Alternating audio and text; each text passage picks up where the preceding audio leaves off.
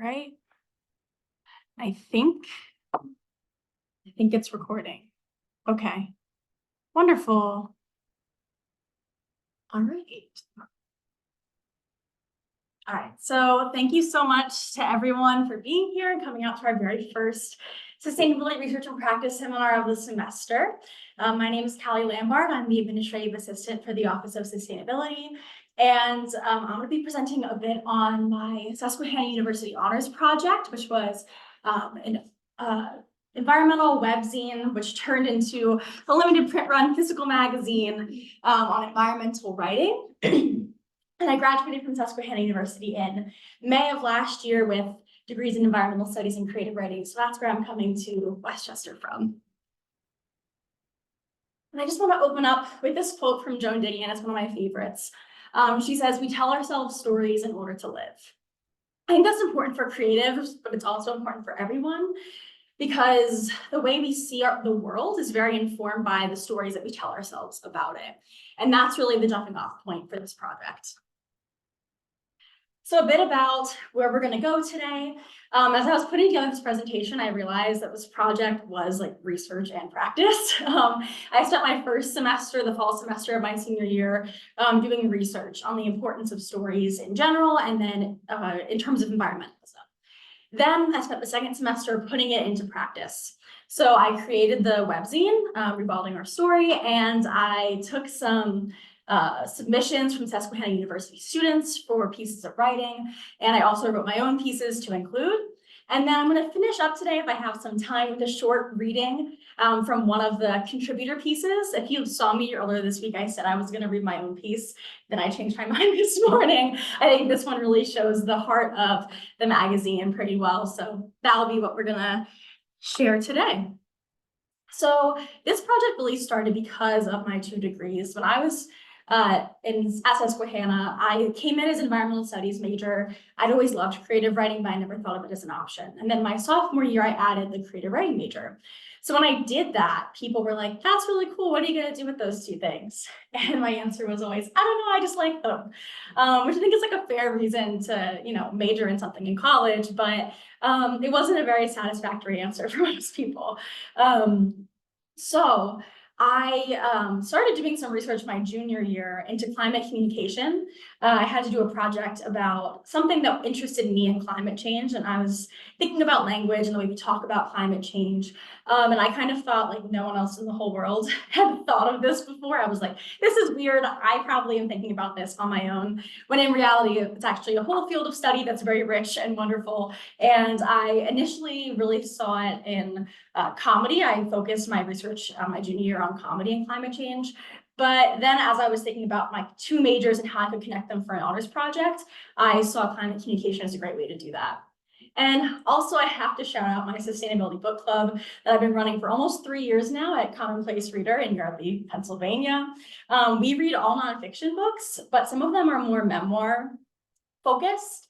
And those books are the ones that the book club ladies just like love. So for example, Finding the Mother Tree by Suzanne Simard. And I know she visited here in October right before I started, but they love that book because she talks about some really specific science, but she also talks about her journey as a female scientist. So they were really drawn to that personal connection. And I realized that storytelling has a place in nonfiction as well. So to start off with the importance of story. So in childhood, stories are important to help kids understand the world and their place in it. And I think that's something that we know, right? We tell our kids stories, we go to story hours with our children, but we don't necessarily continue to engage with stories as we get older. A lot of people I know say like, I've stopped reading, or you don't go to story hours as an adult. But story has a place in our world as an adult as well. So stories can help us to create an emotional connection. So if you think about a book that you've read and enjoyed, and there was a character that you felt really emotionally close to, or if a friend told you a story about someone that you don't know, but because of the story, you felt emotionally connected to that person.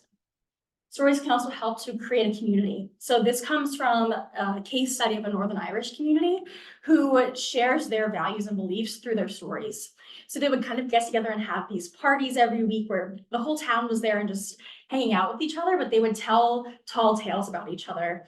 Instead of just saying like, oh, did you hear this happen to John? They'd be like, well, John down the street and he did this. But it taught people what not to do. It taught them how to act. It taught them what was important to people in the community. So it still has a value in adult communities as well. And the last one I think is most interesting to me, that stories are part of our identity. Our identities are constructed through narratives. And if you have trouble conceptualizing that, for example, I tell myself a story that I'm bad at math, which isn't really true. I'm like fine at math, like I can do it, and I pass math classes in school. But the fact that I told myself that throughout my whole life, that story impacted the way I behaved in math classes, the way I engaged or didn't engage. And so I think that seeing our identity in this way helps us understand that we're creating the world around us as we see it. And I think tying into the environmental lens, you can begin to see how all of these connect to the environmental movement. If we create an emotional connection with the environment and nature, we can begin to care about it more and begin to take more action. If we create a community of change makers and action seekers, we can begin to make a change. And if we see caring about the environment as part of our identity, or just nature itself as part of who we are as a person, we can begin to change that story and begin to change how we react to it. So from there, I analyzed 4 books, and I focused on analyzing reviews of these books, partially because I didn't have time to read them all, but also because I wanted to see what people who criticize writing were picking out in common from all of these. So I could kind of pull a common characteristic for what makes good environmental writing. So the 4 books I looked at were Parable of the Sower by Octavia E. Butler, The Overstory by Richard Powers, Gun Island by Amtav Ghosh, and Under the Sea Wind by Rachel Carson. So these first 3 are works of fiction, but I chose to include Under the Sea Wind because of its narrative nature. Rachel Carson focuses on sea creatures that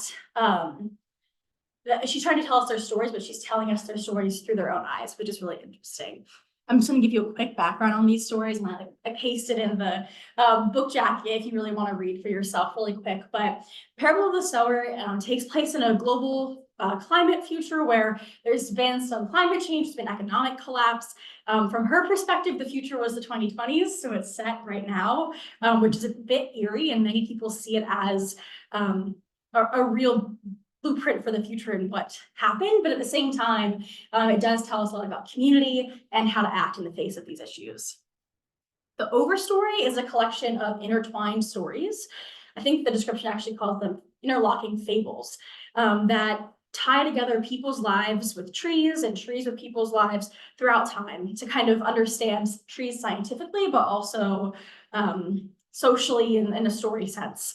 Gun Island is not a book that is on the surface about climate change. It's about a rare book dealer who has to go on a journey around the world. But as these characters are journeying around the world, they are experiencing climate realities in real time.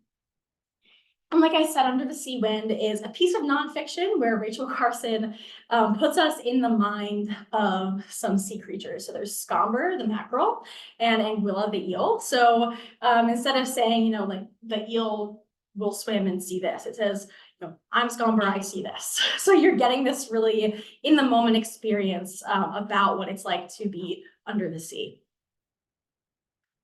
So like I said, from that, from reading reviews of those books, I pulled some common things that were being said about them and created what I call 4 characteristics of good environmental writing to help guide the practice section of my research.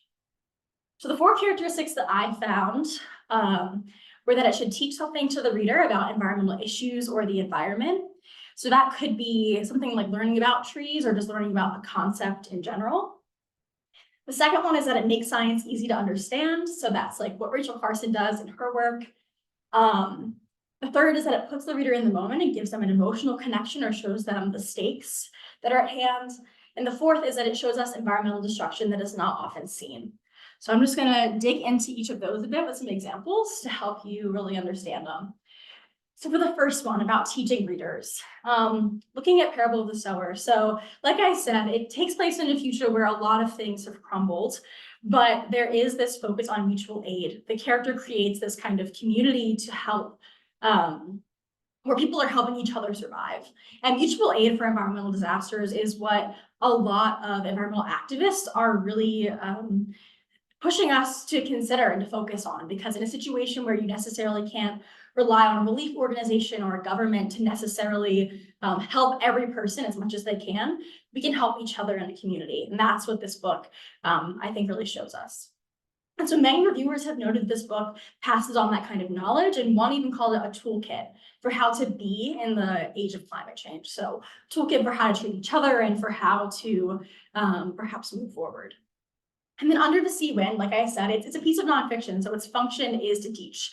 But I think that there's also this undercurrent in the book about how understanding the ocean will lead us to care for the ocean. And I think that goes for any type of nature. If people are more understanding of it, they can better feel a connection to it and better understand how to care for it. The second one, making science easy to understand. Again, that's pretty much what Rachel Carson always worked to do in her pieces of writing, but specifically in Under the Sea Wind, she used scientific jargon and poetic language side by side, which I think those two things are typically thought of as very separate, and they should be separate in certain situations, like in a scientific paper. But when we're trying to extrapolate some information onto the general public, it can be wonderful to use that jargon alongside poetic language to help folks understand your point. And this is a quote from Rachel Carson: "I am that comparatively rare phenomenon, a scientist who is also a writer." I think that also gets at the heart of this project, because I wish that through doing this, we could create some more writers who are more scientifically minded, but also create some scientists who are more creatively minded, because we have to work together to figure out better ways to get the general public engaged in all types of environmental issues.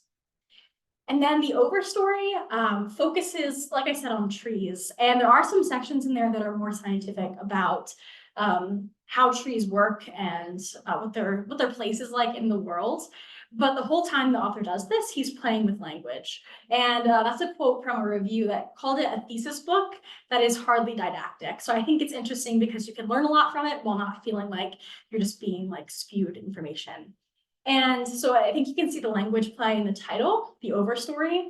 You think of an overstory in a forest, or you can think of maybe the overarching story of humanity as it relates to trees, or trees as it relates to humanity. He also has a section about a lawyer, and there's this question of whether trees have standing in court. So the right to be in this case.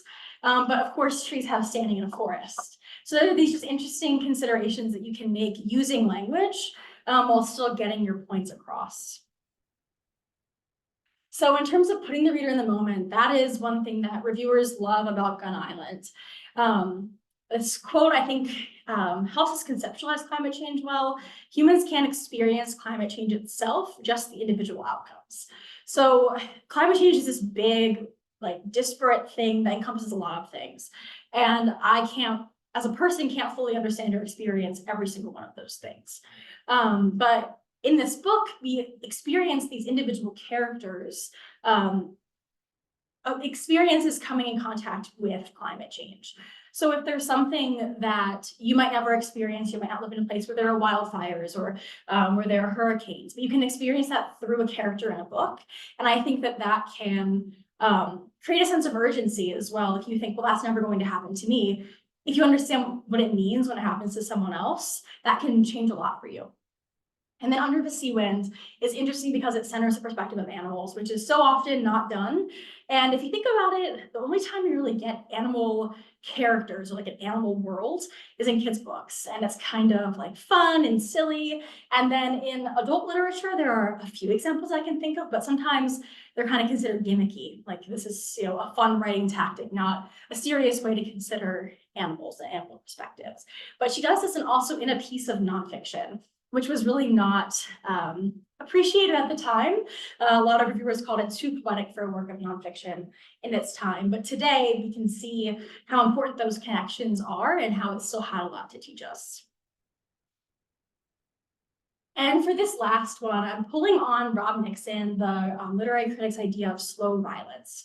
So he says that a lot of the outcomes of climate change we're seeing are not spectacular or instantaneous, but they're incremental. So of course, if there's a hurricane, you can experience those instant effects. So you might see flooding, you might see trees down or houses ruined, but we can't really experience what it means for erosion to ruin an area or for desertification to happen.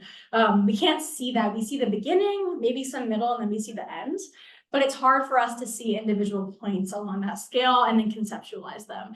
And he argues that that's why people, quote unquote, don't care about the climate crisis, because these things are happening so slowly and we want things to happen quickly and now, that we don't pay attention to them. And I think that's where fiction can be really useful. Because like I said, the characters in Gun Island experience climate disaster on the page. And this reviewer said they bring things that might seem implausible. So like large scale wildfires, which of course seem less implausible, perhaps depending on the place, or just things that we imagine might never happen. It brings them into a real context where these things are happening, they're not fake, and they could happen to you, or they could happen to someone that you care about. So the author calls it a book about reality. I think that's important because we often think of fiction as like totally separate from nonfiction, but every work of fiction is created in a context where the author is considering what's happening around them in the world. And that could come onto the page in a very literal way, or it could come onto the page just in some more implicit things that you can read yourself, read into them. So I think that thinking of fiction as a way to experience the slow violence that we typically can't see can be a really useful way to read fiction and also write. So that's kind of where this question comes in. So if we know that about some things that make environmental writing impactful to readers, how can we put this into practice, both as a writer and as a reader? Because I think it's important for both ends of that creative spectrum to think about. So to do this, as I said, I created a magazine and I wanted it to incorporate both the research and the practice because people needed some context as to why this was being done and why it was important. So I started off with essays by me on my research, but I didn't want these to feel like academic essays. So I made them in more of a colloquial tone, and they're a bit more creative than a typical academic essay would be. And so that's the beginning of the magazine. And then it shifts to submissions of creative nonfiction and fiction that I got from the Susquehanna University community. So I got to publish 4 really awesome pieces from my fellow students at the time, and some of them it was their very first publication. So that was really special to be the person publishing their work for the first time. And then at the end, I worked to tie all together just to show how and why it's important throughout your reading experience. And before I show you what the webzine looks like, I do want to just note about how I chose the stories for this. So I went along this idea that if you have an ecological reading practice, you can think about it beyond rigid conceptual categories. So beyond the idea that this has to be a book about the environment for us to think about it in an environmental context. And Timothy Morton, the critic, argues that today we're very accustomed to reading a poem or a piece of writing and considering other contexts. We might think about the racial context, the context of gender and economic class, but we don't often consider the economic context in which it was, or my goodness, the environmental context in which it was written. So if we begin to apply that to just the average story, we can begin to see how just the world in which the author was writing it can take a part in that story. So I think a great example of this, when I was originally doing this project last year, I was rereading the Hunger Games series, which is a series that is not about environmental issues at all, really on the surface. And it's the series I never thought of in that sense. But I was in the middle of doing all of this, so it was always on my mind. And I was just starting to see how the author was leaving some breadcrumbs to make us think that climate change might have happened in this futuristic world, along with a war and along with some other crazy happenings in the Hunger Games series. But I was beginning to see how I think that she was influenced by what was going on in the world around her, but it wasn't the forefront of what she chose to write about. And at the same time, the characters in that book are saved by nature very often. It's the place they go to learn skills that help them in the world, and it's ultimately the place they return to when the world is safe enough to. So I think you can take any type of writing like that you never would typically consider to be about the environment or have merit to criticize or analyze an environmental context. But you can begin to use that lens. So I really would encourage you, if you take away one thing, it's if you're reading a book right now, look at it and think about where the author was when they wrote it and what was happening. So I really want to encourage you to read the work of my fellow students.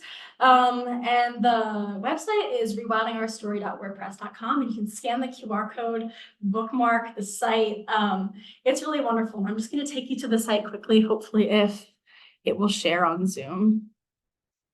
Okay. Can the Zoom folks see that? You can just holler if you can't. We can't. Okay, thank you. I'm going to reshare. I went to it on my own, but I will reshare. Thank you. All right, there we go. So this is the page. And if you ever want to refer back to those 4 characteristics that I was talking about, they're right there on the home page. But if you navigate over to this little drop-down menu, you can read the magazine right here on the webpage. And you can also download your own copy, so you can read it whenever you want or read it in a new tab. So there's plenty of options for you. I do just want to highlight, so the cover was made by my amazingly talented friend who studies at the University of Pittsburgh. It's really wonderful. I'm really glad that we had it. And then the document does have hyperlinks. So if you want to just jump around, you can do that as well. And so these first 2 pieces, the forward and what makes a good piece of climate writing are those essays that I talked about with kind of the content I talked about today for readers to have that context, and then begin the stories. So we have Frozen Over, which is fiction by Sid Vincent about 2 ice fishers who are facing some new and changing issues in their ice fishing environment. If Bees Could Talk, which is a piece of nonfiction by Hannah Mackey. Hannah is terrified of bees, and so she did research on bees and went to some beehives and actually got to wear the suit and things like that. So she learned a lot more about bees, and that is a reflection of her experience on that. The Cycle, which is fiction by Abby Purse, which is what I'm going to read from today. It's a story about a town in which a tree is the center of their life. And I can't give away anymore because it's so good to go in blind too. Then there's my piece of fiction. I included that because I wanted to be able to show that I could do research and practice. So it's called Who Turned the Temperature Hotter? It's about a Pennsylvania woman who is obsessed with cryptids and Bigfoot and Mothman and Loch Ness Monster. And she's realizing that climate change is killing them. And she wants to go warn them to let them know. And then the last piece is Bloodied Smoke by Jennifer Martin. And that is a really wonderful allegory for environmental injustice and environmental racism. That focuses on 3 sisters living in a very polluted city that actually kind of come into contact with this Hunger Games-esque system. So if you're interested in something like that, definitely check out Bloodied Smoke. And before I do my quick reading, I also want to just showcase the photos in here are beautiful. They're from Susquehanna student Chandra Crossan. So she very kindly let me use some of her pictures, and they go very beautifully with these stories. So now I'm going to take just about 5 minutes to, myself is on the screen here as well. That's weird. Okay. But I'm going to do a quick reading from Abby Purse's The Cycle. And I changed my mind this morning about that. So now I get why writers do that at readings. I always thought they were crazy to just choose something new that day, but I get it. So, okay. So this is The Cycle by Abby Purse. Nobody knows where the great oak came from. Nobody knows how or even if something brought it here. Nobody knows how long it's been living, how many years it's taken for its gnarled roots to weave through the ground and embed themselves in the earth like fossilized snakes. Nobody knows how long its leaves have refused to shrivel or how long it took for its bark to become mottled, roughened with wrinkles from the passage of time. The tree sits on a raised patch of land, a natural dais in the middle of our town. We're not supposed to touch it. That's a rule that my mother Mimi stamped into my head when I was very young and very much prone to running into things. The great oak is a sacred relic, she says, and sacred things are supposed to be protected, even if we don't understand where they're from. The great oak gives us life, Wisteria, Mimi has always told me. It perpetuates the cycle of life and life. That's the other thing everyone knows. No one comes into the town of Great Oak and no one ever leaves it. A dark, dense, endless wood borders the town, and none of us dare try to cross it. It's just the nature of things. Why would anyone want to leave this place anyhow? Mimi often says when we talk about such things like this. Life is already so lush and plentiful and good. She's right about that much. There are 24 families living in the town of Great Oak. Each family lives in a whitewashed bungalow house with a yard and a little clothesline stretching from one window to the next. We have tubs for washing, cabinets for holding pots and pans, and frosted glass lights that hang from our ceiling so we can see when it's dark. Day by day, night by night, we sleep and harvest and live. We wash our clothes and hang them on the lines so sun will dry them.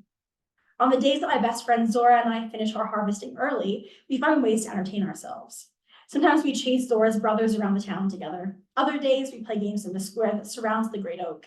My favorite is hide and seek, mostly because Zora is terrible and can never find me.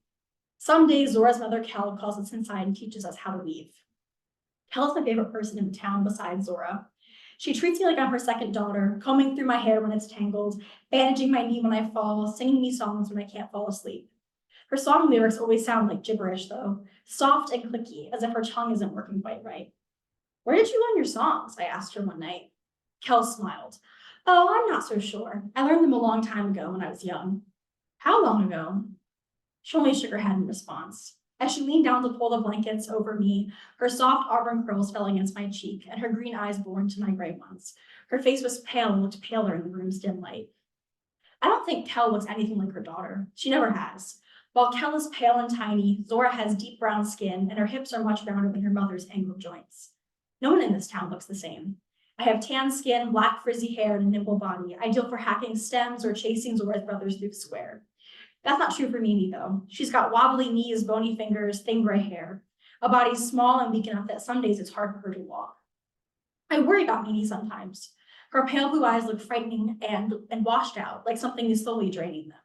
The skin on her cheeks seems stretched to the point of hollow. Occasionally, when she speaks to me, her voice sounds choked, like she's trying to keep down words that are trying to strangle her. I'm not sure what Mimi does when I'm not home. She doesn't have friends like Zora and Kel. She says she finds ways to keep herself busy, though, and Mimi is practical, so I know she's not boring herself.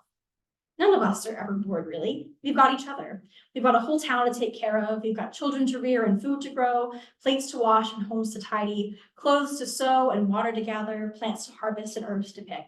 We've got a cycle to upkeep. We've got the Great Oak. Or at least I thought we did. Still have to read the rest to see what happens. But that's all for me. And I'm happy to take any questions that you guys have. So thank you. Could you turn up the volume on your laptop so we can Yes. hear any questions coming from Zoom? Totally. All right. I know Professor Wanko has a question. Okay. Go ahead, Cheryl. Yeah, it just took me a while to get the cat out of the way and find the right buttons to push. But thank you for taking my question. That was a great presentation. Can you hear me? Yeah, can you guys hear okay? I'm like lifting up my laptop so everyone can hear. So you're good. Okay. Right. So yeah, you and I have to sit down and talk about this sometimes because it sounds like, yeah, our interests really overlap. And I haven't read that Carson book, but I've read the other three. And so we have to talk about this. But I guess my question goes back to something you said at the very beginning. Yeah. About the kind of your initial interest between environmentalism or climate and comedy. That's something that I'm really interested in too. And so I guess my question is, none of the books that you decided to study, right, were comedies or were comic novels, right? So I'm wondering how, like a comedic tone or structure, or however you want to define it, links up to your four kind of requirements or four characteristics of good environmental writing. Yeah, that's a great question. And I would love to talk to you more because, like I said, it's an interest that people like to think is not typical. Like if they're like, oh, that's a weird connection that you have, but it's not strange, like you said. Yeah, so I ended up the comedy project I did. I just found a lot of scholarly articles specifically about it, and that was something that was required of that project. So it was really cool to see so many people looking into that. And I think it kind of goes along with the idea that you're making something easy to understand for people. Because a lot of the research I read about that focused on taking like really heavy issues and then putting them into a comedic context. So there were some that looked at shows like The Daily Show and John Oliver that do satiric bits about current news stories. And they really found that people tended to be more receptive to learning about something through that format compared to just reading a news story. So I think it fits in with probably with, yeah, honestly, I think it fits with all four pretty well because it can help you to create an emotional connection too with the person delivering the comedy. Like you might like see John Oliver and be like, oh, I love that guy, he's funny, you know, and then you're willing to listen because you have that connection with that person. So I think it has a role to play in all of them. And I picked these books because they were ones that I had consistently seen as being recommended as books about climate change.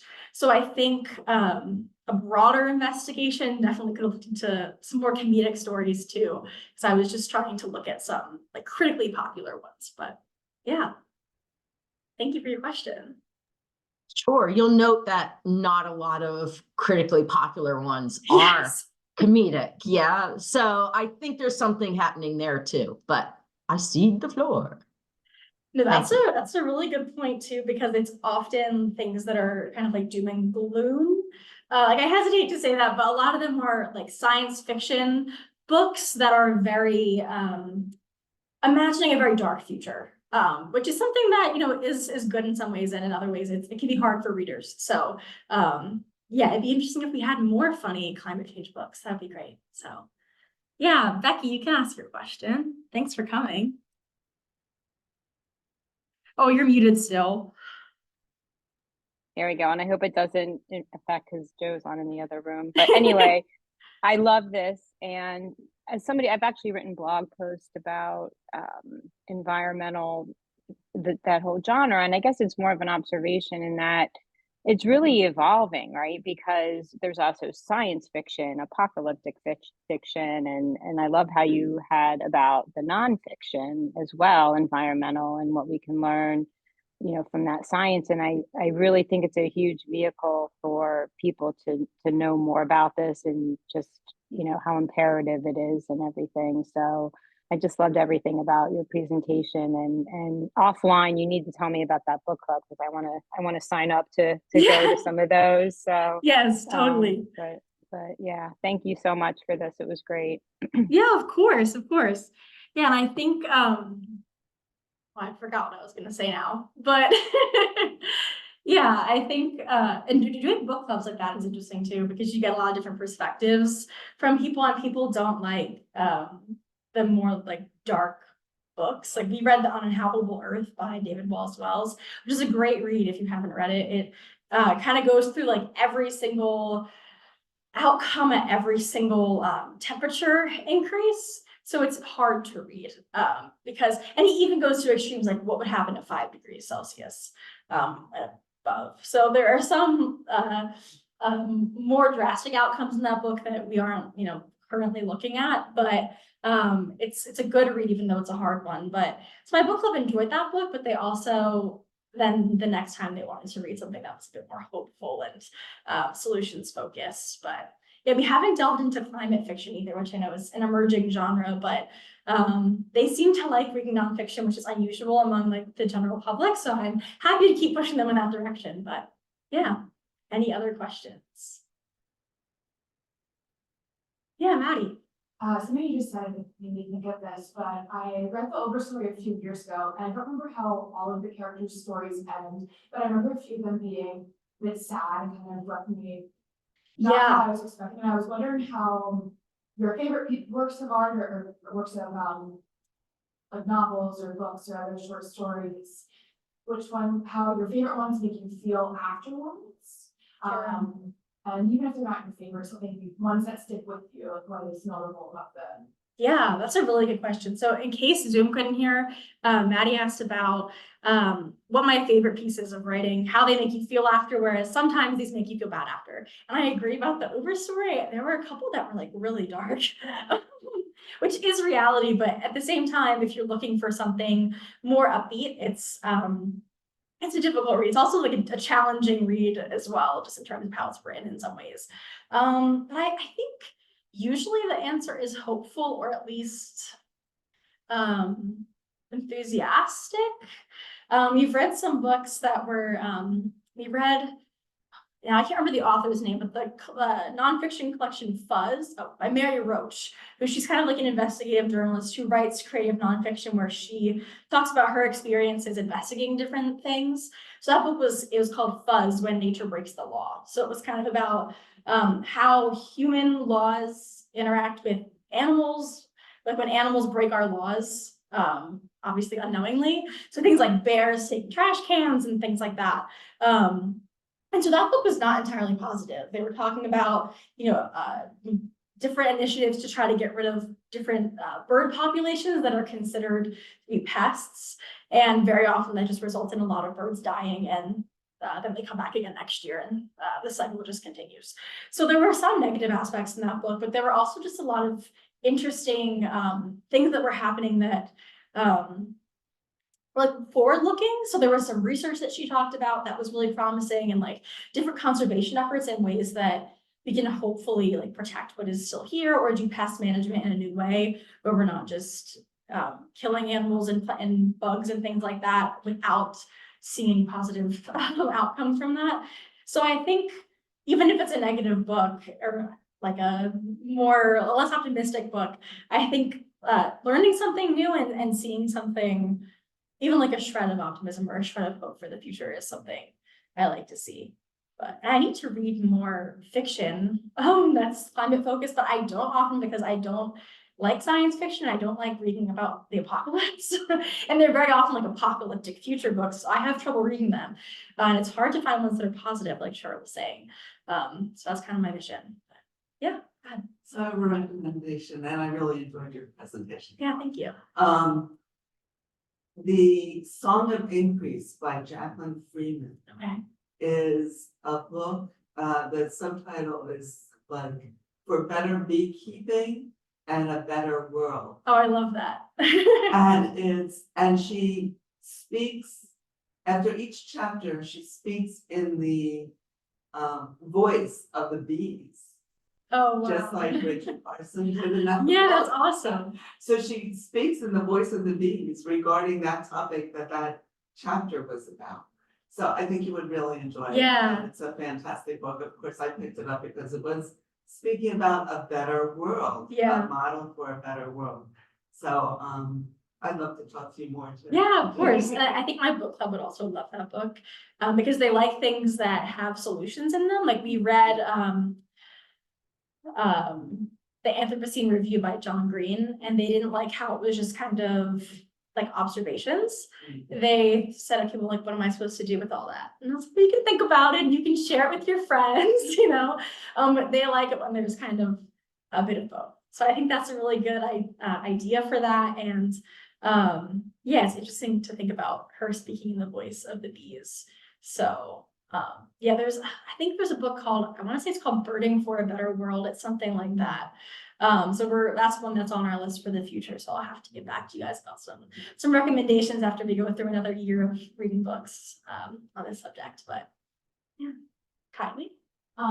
We talked about literature. Do you have any favorites in media, like movies or television, or like physical forms of art connecting science to the literature as well? Yeah, that's a really good question. So forms of media. I think one example that I love is the Netflix documentary Chasing Coral. It's a beautiful documentary. It's very emotional. It's people who are trying to document the death of corals around the world. And it ends with just like music and stop motion footage they have. So it's just like really, really beautiful. It's an experience for sure to watch. Lying, I said, as like a biology major who also has fascination with art, I didn't like cry watching that documentary. I cried the first time. I watched it. It was also an assignment during spring 2020. So I cried a lot watching that documentary. But I think it's like a really good example of how like, you know, I've like never seen coral in person and there's no coral near me, but like just watching the footage of the coral dying was really powerful. And then also you get to see the impacts that are on these scientists and who are also the divers. And some of them are like, I can't do this anymore. Like we come back here and they look like I can't be here. So it's interesting to see how those things affect each other. So yeah, that's one of my favorites. It's a really great I documentary. think that like the literature and the media is a really good way to bring like empathy back into science and Yeah, like humanize like scientists as well who are like researching these topics. yeah, and I hope you can be a biologist that does that. That would be awesome. So I know you will, but yeah. I'd also recommend Paul Stamets' work with mushrooms and his recent, there's some videos he's included in the Fantastic Fungi movie. There's some, it's also very hopeful. Yeah, the whole world of mushrooms is also very interesting, and fungi and slime molds and things like that. We read the book Entangled Life recently, and that book, it just opens your eyes to a whole new world of things and a whole new world of possibilities and solutions. So, yeah. So I think, oh, beautiful. Cheryl also has some positive environmental fiction to share. I have her Ministry of the Future recommended multiple times. I just need to get to it really. But yeah, we can share these for sure. I think the chat downloads when we're done. So perfect. Okay. There any other, we're coming up on time, but I think. I had a question about Yeah. genre. Yeah. And she presented this as environmental writing. And Yeah. then you've made a few comments about science fiction Yeah. that there's such an overlap. Mhm. And you brought in a nonfiction book as well. I would imagine environmental writing really can cut across pretty much any Yes. literary genre. Could you say more about that? Yeah, totally. So the thing is too, I also could have done like 3 other presentations on poetry. So that was something I like made clear in my essays, that I was leaving poetry aside because there's so much nature poetry and other environmental poetry that like just deserved to have its own time. I didn't have the resources to devote to that. And it really, I think the important thing is that it can carry across genres, because those books are also all very different. You know, one of them is more science fiction and like apocalyptic future, and one of them is kind of like an almost adventure current, like contemporary novel. And the Overstory, I don't even know how I would classify that book. I know like in our bookstore, like I'm thinking of as a bookseller now. That's just in our literary fiction section. So in like a like more complex literature style section. So it can definitely cut across genres. And it's interesting that a lot of the ones that are more popular cut across genre as well. I think more people also need to incorporate it into their writing that is not just science fiction or climate fiction, which I know is a new genre. And a nonfiction writer actually came to visit Susquehanna in, I think it was last spring or last fall, I can't remember, but she writes creative nonfiction primarily, and so like memoir and literary journalism type things. And she said that now she's pretty much entirely shifted her work to be about climate change or to involve climate change. And she made just a good point about how any piece of writing should include it, because it's the context of the world that we're living in. So your characters, even if it's not a part of your story, your characters might like hear about it, or they might know someone affected by something. So she's kind of tried to make it a practice in her own work to at least mention it, because she just thinks that's an important way to normalize it. So yeah, I think the dominant genre right now is science fiction, but there's definitely room for more, and people are already doing it. So it'd be great to see more of that coming out in the future. So yeah. Anything else? All right. Thank you guys. All right. Morning. Thank you guys on Zoom. Have a wonderful rest of your day. Gosh.